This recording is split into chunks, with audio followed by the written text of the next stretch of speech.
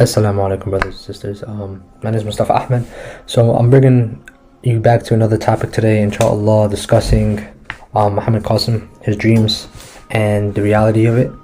So today I was watching a video by another scholar who's saying that Muhammad Qasim is not really being truthful. It's not, is making lies. There's a lot of people who are making lies about Islam. I don't think he's being very deceitful for a couple of reasons. So the first one, his message is, again, just spread my dream. It's talking about shirk and how to abolish shirk. He's always talking about how to follow the religion, how to do good stuff, right? Read the Quran, read all the stuff. So that's not somebody who's being telling a lie, but that's easy. The second one, I think he's 40 years old.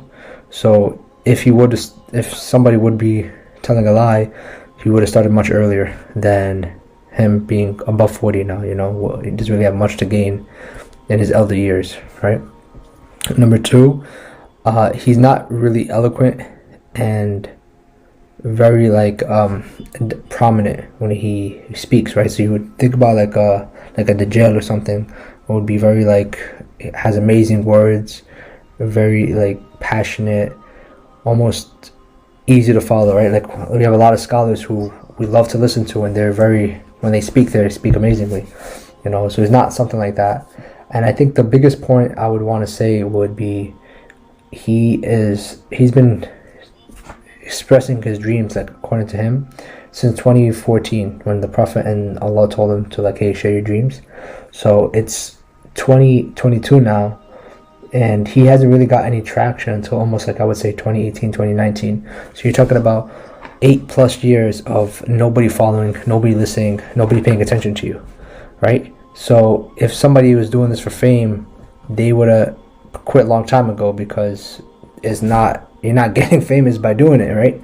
So not until recently, after 8+ years of actually constantly practicing and trying, that people are starting to hear and listen.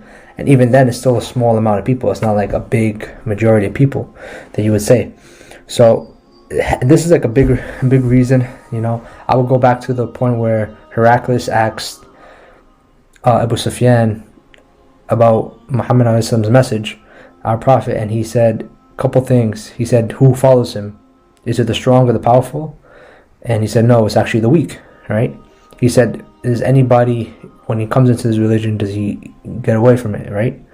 And in reality, he's like, no. Abu Sufyan said, no. Only, whoever comes into the fold of Islam stays there, right? And the last one was, he said, now what's his message? What is he preaching, right? And he said he's only preaching, to keep good ties, stay away from shirk, stay away from idolatry, stay away from all these bad deeds, right? And even Heraclius, who did not accept Islam, said this is the sign of a true message, right? When his followers are the weak and the meek, and whoever comes into his message stays there. And the last one would be that he's spreading a message of Tawheed, right? A message of the oneness of Allah. So I think these are some factors to consider.